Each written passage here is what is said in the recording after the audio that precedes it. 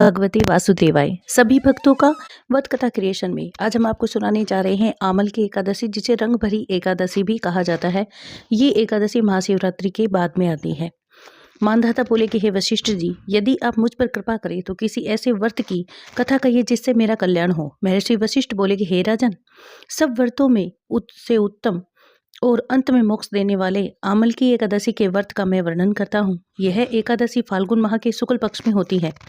इस व्रत के करने से समस्त पाप नष्ट हो जाते हैं। इस व्रत का फल 1000 गोदान के फल के बराबर होता है। अब मैं आपसे एक पौराणिक कथा कहता हूँ, आप ध्यानपूर्वक सुनिए।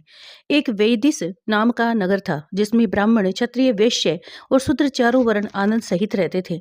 उस नगर में सदैव वेद ध्वनि गूंजा करती थी तथा पापी, दुराचारी तथा नास्तिक उस नगर में कोई नहीं था। उस नगर में चैत्ररथ नाम का चंद्रवंशी राजा राज्य करता था। वह अत्यंत विद्वान तथा धर्मी था। उस नगर में कोई भी व्यक्ति दरिद्र व कंजूस नहीं था। सभी नगरवासी विष्णु भक्त थे और अबाल, वृद्ध, स्त्री, पुरुष एकादशी व्रत किया करते थे। एक समय फाल्गुन मास के शुक्ल पक्ष की आमल की एकादशी आई। उस दिन राजा, प्रजा तथा बाल, वृद्ध सब ने हर्ष पूर्वक व्रत किया।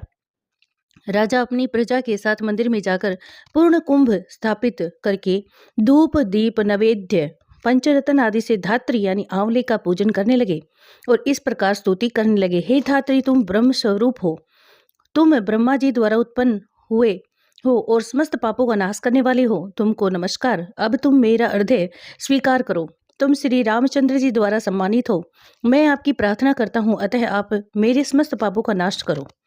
उस मंदिर में सबने रात्रि को जागरण किया। रात के समय वहां एक बहेलिया आया जो अत्यंत पापी और दुराचारी था। वह अपने कुटुंब का पालन जीव हत्या करके किया करता था।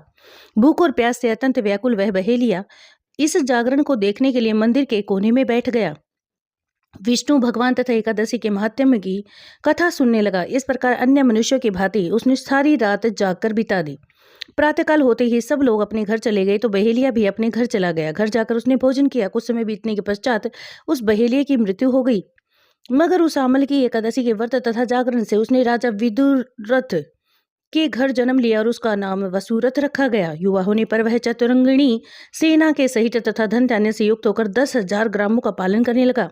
वह तेज में सूर्य के समान, कांति में चंद्रमा के समान, वीरता में भगवान विष्णु के समान और क्षमा में पृथ्वी के समान था। वह अत्यंत धार्मिक और सत्यवादी, कर्मवीर और विष्णु भक्त था। वह प्रजा का सम्मान भाव से पालन करता था। दान देना उसका नित्य कर्तव्य था। एक दिन राजा शिकार खेलने के लिए गया। दैव योग से वह मार्ग भूल गया और दिशा जान न रहने के कारण उसी वन में एक वृक्ष के नीचे सो गया।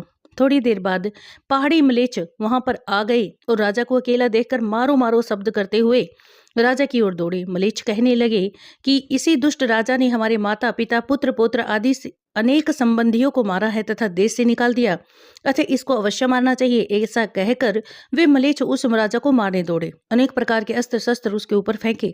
वे अस्त्र शस्त्र राजा के शरीर पर गिरते ही नष्ट हो गए। उनका वार पुष्प के समान प्रतीत होता है। अब उन म्लेच्छों के अस्त्र शस्त्र उल्टा उन्हीं पर प्रहार करने लगे, जिससे वे मूर्छित होकर गिरने लगे। उसी समय राजा के शरीर से एक दिव्य स्त्री उत्पन्न हुई। वह स्त्री अत्यंत सुंदर होते हुए उसकी भ्रुकुटी टेढ़ी थी। उसकी आंखों से लाल लाल अग्नि निकल रही थी, जिससे वह दूसरे काल के समान प्रतीत होती थी। वह स्त्री म्लेच्छों को मारने दौड़ी और थोड़ी ही देर में उसने सब म्लेच्छों को काल के गाल में पहुंचा दिया। जब राजा सोकर उठा तो उसने म्लेच्छों को मरा हुआ देखकर कहा कि इन शत्रुओं को किसने मारा है? इस वन में मेरा कौन हितैषी है रहता है? वह ऐसा विचार ही कर रहा था कि आकाशवाणी हुई कि हे राजा, इस संसार में विष्णु भगवान के अतिरिक्त कौन तेरी सहायता कर सकता है? इस आकाशवाणी को सुनकर राजा अपने राज्य में आ गए और सुखपूर्वक राज्य करने लगे। महर्षि वशिष्ठ बोले कि हे राजन, यह आमल की एकादशी के व्रत का प्रभाव था। जो मनुष्य इस आमल की एकादशी का व्रत करते हैं वे प्रत्येक कार्य में सफल होते और अंत में विष्णु लोक को जाते। ओम नमो भगवते वासुदेवाय।